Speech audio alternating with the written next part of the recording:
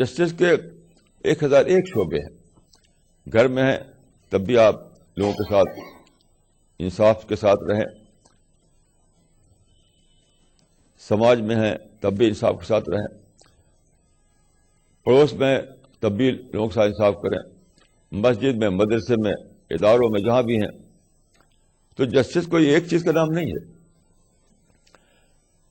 یعنی انصاف کے ساتھ بولو, انصاف کے ساتھ سوچو, انصاف کے ساتھ ڈیلنگ کرو, سب میں جسٹس جوڑی ہوئی ہے. یعنی ایک دکاندار ہے, انصاف کے ساتھ تولے وہ. ایک اسپیکر ہے, وہ انصاف کے ساتھ بولے.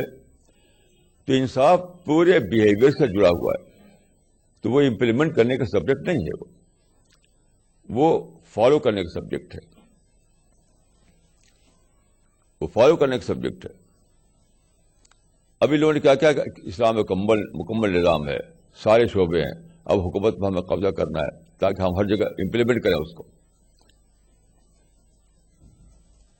اس ڈیویشن نے یہ مسئلہ پیدا کیا ہے. اب جو لوگ حکومت کر رہے تھے مسلم کنٹریز میں, جب انہوں نے دیکھا کہ یہ لوگ جو ہے ہمیں بیٹھنے نہیں دیں گے, تو وہ ڈکٹیٹرشپ قائم کر دی انہوں نے. مسلم کنٹریز جو ڈکٹیٹرشپ ہے اس کا وجہ یہی ہے کہ یہ جو ابھر گئے لوگ ہر جگہ, مکمل اسلام نافذ کرو, مکمل اسلام نافذ کرو, تم ہٹو, تم نہیں کر سکتے, تم تو سیکولر لوگ ہو, ہم قائم کریں گے. تو ظاہر ہے کہ اپنے کو بچائے گا, تو سیلف ڈیفینس کے لیے وہ ڈکٹیٹر بن گئے. وہ ڈکٹیٹرشپ جو ہے, there is phenomena of self defence. Muslim countries میں کہا جاتا ہے کہ ہر جگہ ڈکٹیٹرشپ ہے. کیوں ہے؟ وہ اسی لیے سیلف ڈیفینس کے لیے. ہر جگہ یہی لوگ ہیں, اسلامسٹ لوگ, ہر جگہ اسلامسٹ لوگ ہیں. جہاں میڈیا ہے وہاں پیپروں میں چھپ کر کے ہیں. عام طور پر آزاد میڈیا تو ہے نہیں مسلم کنٹریز میں, لیکن گھروں میں ہر جگہ یہی چرچا کرتے ہیں, مسجدوں میں ہر جگہ چرچا کرتے ہیں. جس مسلم کنٹری میں ہر جگہ وہ چرچا وہی ہوتا ہے, گھروں میں, مسجدوں میں, اداروں میں, مدرسوں میں, ہر جگہ. اگرچہ فری میڈیا نہیں ہے وہاں پر. تو ساروں کو سوچ یہی ہے. اب حکومت دیکھتی ہے کہ دیکھو یہ تو مجھے انسیٹ کرنے پر تلے ہوئے ہیں, مجھے چاہتے ہیں کہ میں پولیٹیکل سیٹس مجھے ہٹا کے خود قبضہ کریں. تو وہ اپنے کو محسوس کرتا ہے خطرے میں, تو اپنے کو بچانے کے لیے ان لوگوں کو کرب کرتا ہے, مٹاتا ہے. میڈیا کو فریڈم نہیں دیتا. یہ سب اسی لیے کیونکہ بائیفرکیشن نہیں ہے, ڈویژن آف ورک نہیں ہے.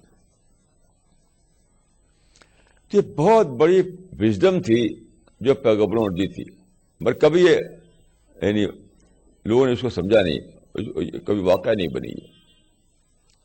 بہت بڑی وژڈم تھی. اسلام کے دور اول میں یہ چیز بڑی حد تک باقی تھی. سب سے زیادہ اچھا زمانہ جو ہے محدثین کا زمانہ ہے. اس اعتبار سے محدثین کا زمانہ جو دیکھیے, جتنے محدث ہیں وہ سب پیدا ہوئے عباسی دور میں, عباسد پیریڈ.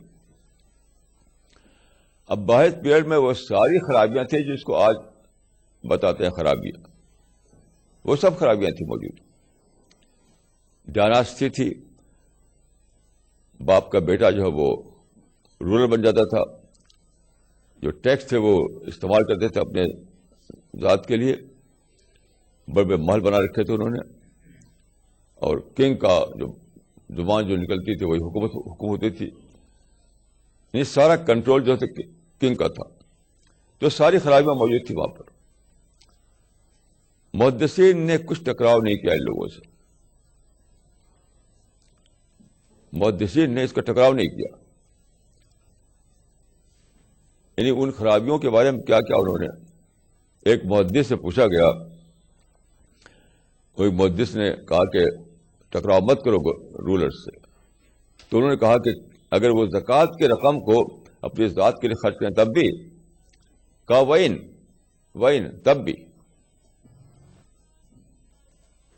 ایک بڑے محدث سے پوچھا گیا جو اسی کو فالو کر رہے تھے اسی طریقے کو کہ حکومت جو کر رہی ہے اپنی جگہ پر ہم تو حدیث کا خدمت کریں گے. تو انہوں نے کہا کہ دیکھیے تو زکوٰۃ کی رقم وصول کریں گے, خرچ کریں گے اپنے عیش و آرام میں. تو وہی اگرچہ ایسا کریں تب بھی تم ان سے ٹکراؤ مت کرو. کیوں؟ یہ بہت بڑی وژڈم تھی, کیونکہ دیکھیے محدثین نے ٹکراؤ نہ کرنے کی وجہ سے کیا کام کیا, بہت بڑا کام کیا. کیونکہ دیکھیے قرآن محفوظ ہو چکا تھا لیکن حدیث محفوظ نہیں ہوئی تھی. اتنا بڑا یعنی اتنی بڑی نعمت جس کو ہم حدیث کہتے ہیں ابھی تک مدور نہیں ہوئی تھی. وہ قرآن تو ہو چکا تھا, وہ کام باقی تھا. انہوں نے کیا کیا کہ وہ پوری طرح اوائڈ کیا انہوں نے پولیٹیکل خرابیوں سے, بادشاہوں سے. وہ خلیفہ کہتے تھے لیکن بادشاہ تھے وہ, اور لگ گئے کو پوری طرح سے حدیث کے فن کو مدون کرنے میں. بہت بڑا کام انہوں نے کیا. تمام رجال کا حالات جمع کیے, ایک حدیث کا فن بنایا, اور ایک بہت بڑا ادارہ چلایا انہوں نے حدیث کو جمع و تدوین کا. اگر ایسا نہ ہوتا تو یہ لوگ کیا ہوتا, چلے آتے قبروں میں. جن کے سینے میں حدیث کا علم تھا وہ قبروں میں چلے آتے. آج آپ کے پاس کیا ہوتا؟ کچھ بھی نہ ہوتا, کچھ بھی نہ ہوتا. آج صبح میں کسی کہہ رہا تھا کہ تاریخ میں دو بہت سی انوکھی باتیں ہوئی ہیں. یعنی سارے انبیاء کو کیا ہوا کہ لوگوں نے کام نہیں کرنے دیا, لیکن اسلام میں ایسا ہوا کہ قرآن محفوظ ہو گیا, حدیث محفوظ ہو گئی. حدیث مانے ماڈل. قرآن جو ہے آئیڈیالوجی ہے, حدیث ماڈل بتاتی ہے. تو آج ہمارے پاس آئیڈیالوجی بھی ہے اور ماڈل بھی ہے. ہم جان سکتے ہیں کہ اللہ کی ہدایت کیا ہے, اللہ کی مرضی کیا ہے. اگر یہ نہ ہوتا تو کیا ہوتا؟ یعنی سارے محدثین چلے جاتے قبروں میں, لڑ کے مر جاتے.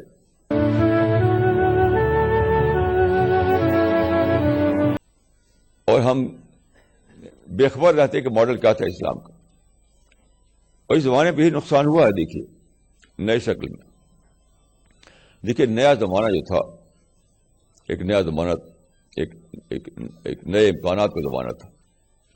وہ سارے امکانات اویل نہیں ہو سکے کیونکہ لڑائی لڑنے میں شریک ہو گئے. وہ امکانات کیا تھے؟ میں ابھی کسی سے کہہ رہا تھا کہ پوری تاریخ میں ایک بہت بڑا تعمیری رول ہے ان لوگوں کا جو ہم سائنٹسٹ کہتے ہیں. نیچر کو انفولڈ کیا انہوں نے. یعنی وہی کام جو حدیث میں اور جو قرآن میں ہے کہ سنوریہم آیاتنا فی الآفاق وفی انفسہم حتی یتبین لہم انہ الحق. یہ انہوں نے تو کیا, انہوں نے تو کیا. یعنی انفس اور آفاق اور انفس کی آیات کو کس نے ڈھونڈ کر نکالا؟ نیچر میں جو سارے خدا کی تجلیاں تھیں کس نے اس کو انفولڈ کیا؟ جو اس کو کہتے ہیں law of nature. Law of nature کیا ہے؟ وہ سائنس آف گاڈ ہے. جس چیز کو سائنس میں کہا جاتا ہے لاز آف نیچر, وہ سب سائنس آف گاڈ ہے, وہ آیات اللہ ہیں. تو کس نے ان کو انفولڈ کیا؟ سائنسدانوں نے کیا. تو ہمارے لوگوں میں یعنی مجھ کو چھوڑ کر کوئی ایک شخص بھی نہیں پیدا ہوا جو ان چیزوں کو پڑھے, ان کو جانے اور ان کو اسلام کے لیے استعمال کرے. کیوں سب لڑ کے مر رہے ہیں. یعنی محدثین نے جو بہت بڑا وژڈم کا ایک مثال قائم کی تھی کہ اگر تم ٹکراؤ سے اپنا آپ بچاؤ تو اسلام کی بہت بڑی خدمت کر سکتے ہو. یعنی پولیٹیکل کنفرنٹیشن سے اپنے کو بچاؤ تو اسلام کی بہت بڑی خدمت کر سکو گے تم. آج وہ کام نہیں ہوا. اتنا بڑا موقع تھا کہ سارے جو جو جو جو دلائل تھے نکال کر کے رکھ دیے تھے سائنسدانوں نے. نیچر میں چھپے ہوئے نشانیاں تھیں, وہ نکال رکھ دیا تھا سائنسدانوں نے. اب ان کو استعمال کرنا تھا, ان کو اویل کرنا تھا, لیکن کسی نے بھی اویل نہیں کیا اس کو صرف ان لوگوں نے اویل کیا جو پیسہ کمانا چاہتے تھے. سائنسدانوں کی طرف دریافتوں کو صرف استعمال کہاں کیا گیا؟ انجینئرنگ میں, آرکیٹیکچر میں, بزنس میں, انڈسٹری میں, وار ٹیکنالوجی میں استعمال کیا گیا. سائنسدانوں کی دریافتوں کو استعمال کیا لوگوں نے, صرف سیکولر لوگوں نے, اور جو بلیورس تھے وہ استعمال ہی نہیں کر سکے وہ, کیونکہ لڑائی بڑائی میں مشغول تھے, وہ لڑ کے مر رہے تھے. وہ یہ کتنا ہی بڑی ڈیویشن ہے جو اسلام میں ہوا ہے, اور یہ اسلامی کی بات نہیں ہے, یہ سارے پیغمبروں کی بات ہے. جیسا کہ میں نے عرض کیا کہ جو رسول اللہ نے فرمایا تھا وہی حضرت مسیح نے فرمایا تھا کہ زندگی کے نظام کو چلاؤ ایک ڈویژن آف ورک کے ذریعے سے, تقسیم کار کے ذریعے سے, کہ ایڈمنسٹریشن جو ہے وہ ان کو حوالے کر دو حکمرانوں کے, رولرس کے. اور جو دوسرا جو کام ہے, یعنی فیملی کیا ہے؟ فیملی یونٹ ہے سماج کی. فیملی میں انسان بنائے جاتے ہیں جو آتے ہیں پھر حقیقی لائف میں وہاں.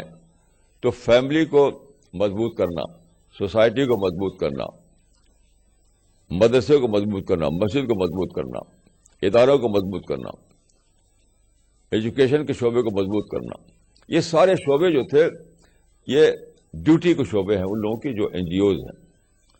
این جی اوز کی ڈیوٹی تھی کہ اس شعبوں کو پکڑیں. وہ جیسے ہم اللہ کے فضل پکڑے ہوئے ہیں, ہم یہی کام کر رہے ہیں, ہم یہی کام کر رہے ہیں. لیکن لوگوں نے کیا کیا کہ سب جھنڈا لے کھڑے ہو گئے کہ اسلام مکمل نظام ہے, یہ اس کو امپلیمنٹ کرنا ہے, تم ہٹو تخت سے اور ہم امپلیمنٹ کریں گے اور ہم مکمل نظام قائم کریں گے. بالکل بیس لیس بات ہے, ایبسرڈ بات ہے. یہ اسلام میں دو الگ الگ ڈیوٹی ہے, یعنی ایک ہی آدمی کوڑا لے کر دونوں ڈیوٹی انجام دیے نہیں اسلام میں, کہ آپ حاکم بن جائیں اور کوڑا سنبھالیں اور سب مار کے سب کو درست کریں. یہ اسلام نہیں ہے. ایڈمنسٹریشن جو ہے وہ کام ہے حکمرانوں کا, رولرس کا. باقی جو کام ہے وہ ایجوکیٹرس کا کام ہے, ریفارمرس کا کام ہے, مصلحین کا کام ہے, این جی اوز کا کام ہے. تو یہ جو اسلام کا جو ماڈل تھا, میں سمجھتا ہوں کہ اسلام میں ایک ہی بار اس ماڈل کو بڑے پیمانے پر اختیار کیا گیا, وہ محدثین کا ماڈل ہے. بڑے پیمانے پر اس ماڈل کو, کہ انہوں نے اپنے زمانے کے جو رولرس تھے, عباسد رولرس, ان کو یعنی ایک کوئی آپس میں کوئی سمجھوتا نہیں ہوا تھا, لیکن بلا اعلان ایک سمجھوتا تھا, یعنی انڈکلیئرڈ ایک معاملہ ہوا کہ تم حکومت چلاؤ اور ہم حدیث کی خدمت کریں گے. تو یہ ماڈل جو ہے محدثین کا, یہی ایک صحیح ماڈل تھا. یہ اسی ماڈل کو ہمیشہ اختیار کرنا تھا, ہمیشہ ہمیشہ ہمیشہ, اور آج بھی. رسول اللہ صلی اللہ علیہ وسلم کے بعد کا یہ زمانہ جو ہے محدثین کا, اس کو میں سمجھتا ہوں کہ بہترین ماڈل تھا وہ, کہ پولیٹیشینز کو انہوں نے دے دیا ایڈمنسٹریشن کا شعبہ اور خود سنبھال لے لیا ایجوکیشن کا شعبہ.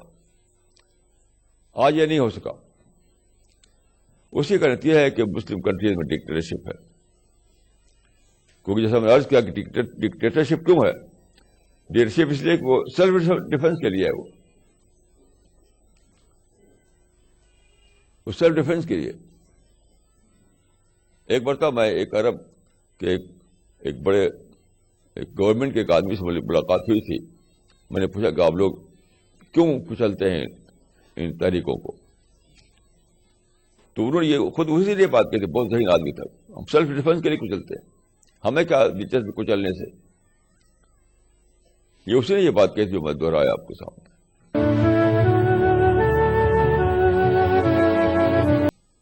ہمیں کسی کو مارنے کاٹنے کی دلچسپی نہیں ہے، لیکن وہ اپوزیشن بن کے کھڑے ہو گئے، وہ ہم کو انسیٹ کرنے کے لیے کھڑے ہو گئے، وہ ہم کو اوور تھرو کرنے کے لیے کھڑے ہو گئے، وہ تو اب کیا کریں؟ بہت ہی صحیح بات ہے. یہ ڈکٹیٹرشپ آئی ہے جو مسلم کنٹریز میں، وہ صرف سیلف ڈیفینس کے لیے آئی ہے، اس لیے نہیں کہ اسلام یہ سکھاتا ہے. لوگ یہ سمجھتے ہیں کہ اسلام کی تعلیم یہی ہے، اس لیے وہ ڈکٹیٹرشپ وہاں ابھری. وہ الیکشن کے ذریعے ہوگا، یعنی ڈیموکریٹک پروسیس کے ذریعے ہوگا، تو وہ ایڈمنسٹریشن سے سنبھالے گا. یعنی وہ انتظام کی ڈیوٹی. تو کہا کہ دو ہوئی، ایک ہے انتظام کی ڈیوٹی، ایک ہے سدھار کی ڈیوٹی، اصلاح کی ڈیوٹی. انتظام اور اصلاح. اسلام میں ساری چیزیں آ جائیں گی. اسلام میں مسجد بھی ہے، مدرسہ بھی ہے، تعلیم بھی ہے، گھر بھی ہے، سب چیز اسلام میں آ جائے گی. تو ایک ہے اصلاح کا نظام، ایک ہے انتظام کا نظام. تو انتظام کا نظام جو ہے وہ حکمرانوں کے حوالے، اصلاح کا جو نظام ہے وہ این جی اوز کے حوالے. تو مکمل نظام اسلام ہے. یہ ایک اعتبار سے درست ہے، لیکن دوسرے اعتبار سے یہ لوگ اس کو غلط معنی پہناتے ہیں. مثلا رسول اللہ نے فرمایا کہ اگر تم راستہ چل رہے ہو، راستے میں کوئی ایسی چیز ہے، کانٹا ہے، پتھر ہے، تو اس کو ہٹا دو، تو وہ بھی ایمان کا ایک حصہ ہے. تو یہاں بھی اسلام کی تعلیم موجود ہے کہ ایک مسافر کو، ایک راہ چلتے آدمی کو چاہیے کہ وہ راستے سے کانٹے کو ہٹا دے، پتھر کو ہٹا دے. یہ بھی اسلام کا ایک حصہ ہے. اسی طرح سے حدیث میں ہے کہ جب بولو تو سچ بولو. تو یہ بھی اسلام زندگی کا حصہ ہے. یہاں بھی اسلام کی تعلیم موجود ہے. ایسے ہے کہ جب تولو تو صحیح تولو، تو وہاں بھی اسلام کی تعلیم موجود ہے. لیکن اس کا مطلب یہ نہیں کہ حکومت پر قبضہ کر کے سب کو صحیح تلواؤ، صحیح ہٹواؤ لوگوں سے. یہ مطلب نہیں ہے کہ کوڑا لے کے گھومو اور دیکھو روڈ پر کوئی آدمی پتھر نہیں ہٹایا راستے کا تو مارو اس کو کوڑا. یہ مطلب نہیں ہے اس کا. تو زندگی کا ایک شعبہ وہ ہے جو لوگوں کی اپنی ڈیوٹی ہے، اپنی ڈیوٹی ہے. یعنی فرد کی ڈیوٹی، فیملی کی ڈیوٹی، سماج کی ڈیوٹی، مسجد مدرسے کی ڈیوٹی. ایک شعبہ وہ ہے جس میں لوگوں کو اپنی ڈیوٹی پورا کرنا ہے. ایک شعبہ وہ ہے جہاں حکمرانوں کو امپلیمنٹ کرنا ہے. تو دونوں شعبوں کو الگ کر دیا جائے تو سارا جھگڑا ختم، کوئی ٹکراؤ نہیں. یہ تھی نبیوں کی اصلاح. یہ حضرت مسیح نے یہی فرمایا. اس کا بھی لوگ مذاق اڑاتے ہیں حضرت مسیح کے اس قول کا کہ جو قیصر کا قیصر کو دو، جو خدا کا خدا کو دو. اس کو مذاق اڑاتے ہیں ہمارے مقررین. یہ تو عین اسلام ہے، عین خدائی اسکیم ہے. یہ خدا کی اسکیم کے مطابق بات ہے. یہ رسول اللہ صلی اللہ علیہ وسلم نے خود بھی یہ بات فرمائی. یہ ڈیوٹی کی تقسیم ہے. یہ کہ ایک ڈیوٹی ریفارمرز کی ہے، ایک ڈیوٹی رولرز کی ہے. آپ دیکھیے زندگی کے سارے معاملات کو آپ امپلیمنٹ نہیں کر سکتے. بس سچ بولنا، کیا کوڑے سے آپ سچ بلوائیں گے لوگوں کو؟ سچ بولنا اسپرٹ سے ہوتا ہے. آپ لوگوں کی اسپرٹ پیدا کیجیے، اسپرٹ پیدا کیجیے. دکاندار کو اسپرٹ پیدا کیے کہ وہ آنےسٹی کے ساتھ دکانداری کرے. لوگ اسپرٹ پیدا کیے کہ جب وہ بولیں تو سچ بولیں. جو لوگ جاب کرتے ہیں ان میں اسپرٹ پیدا کریں کہ وہ اپنی ڈیوٹی پوری کریں. وہاں پر پیسہ لیتے ہیں تو اس کا حق ادا کریں. تو ہر جگہ آپ کو اسپرٹ پیدا کرنا ہے, اسپرٹ کو انکلکیٹ کرنا ہے. اپنے اندر کے اسپرٹ سے آدمی یہ سب کام کرے گا, یعنی ایتھیکل ویلیوز کو استعمال کرے گا, اخلاقی قانون کو استعمال کرے گا, سچ بولے گا, دیانتداری کے ساتھ رہے گا. تو اندر کی اسپرٹ درکار ہے اس کے لیے. تو آپ یہ کہیں کہ دونوں کو ملا کر ایک بنائے کہ مکمل نظام ہے, اور سارے بات جو ہے وہ ہم کوڑا مار مار کے لوگوں کو اس کو امپلیمنٹ کریں گے, تو یہ بالکل لیک بات ہے, ہونے والی نہیں ہے. یہ اسلام نہیں ہے, اللہ کی اسکیم نہیں ہے, یہ کریشن پلان آف گاڈ میں شامل نہیں ہے یہ بات. تو اس اصلاح کو دیکھیے سارے نبیوں نے یہ بات کہی, جیسا کہ میں نے حضرت مسیح کا حوالہ دیا آپ کو. رسول اللہ صلی اللہ علیہ وسلم نے اس کو عملاً قائم کیا, نمونہ اس کا. بعد کے زمانے میں محدثین نے اس نمونے کو دہرایا, لیکن اب جو ہے یہ نمونہ کہیں نظر نہیں آتا. تو ہم اسی نمونے کو زندہ کرنا چاہتے ہیں پھر سے, کہ دو ڈیوٹی الگ کر دی جائے. ایک گروہ وہ ڈیوٹی انجام دے, یعنی ایک ہے پولیٹیکل ڈیوٹی, ایک ہے ریفارم کی ڈیوٹی, سوشل ریفارم کی ڈیوٹی ہے. تو جو ڈیوٹی ہے انتظام کی, اس کو پولیٹیکل لوگ سنبھالیں, اور جو ڈیوٹی ہے سوشل ریفارم کی, وہ اس کو این جی او سنبھالیں. اس اسموتھ طریقے پر پوری زندگی کا معاملہ چلتا رہے. تو اس بات کو ہمیں لوگوں کو بتانا ہے, لوگوں کو سمجھانا ہے, اس سے لوگوں کی غلط فہمی دور ہوگی اور صحیح لائن آف ایکشن ملے گی لوگوں کو. صحیح لائن آف ایکشن اس وقت مسلمانوں پر گم ہو گئی ہے, انہیں پتہ نہیں کہ کس رخ پر ہم اپنی کوششوں کو جاری کریں. تو صحیح لائن آف ایکشن جو ہے جاننا بہت ہی ضروری ہے. میں دعا کرتا ہوں کہ اللہ تعالیٰ مجھ کو اور آپ کو توفیق دے کہ ہم لوگوں کو یہ رہنمائی پہنچائیں, اللہ کے راستے پر لوگوں کو چلنے کی توفیق ملے. اللہ تعالیٰ مدد فرمائے. اقول قولی ھذا واستغفر اللہ لی ولکم اجمعین.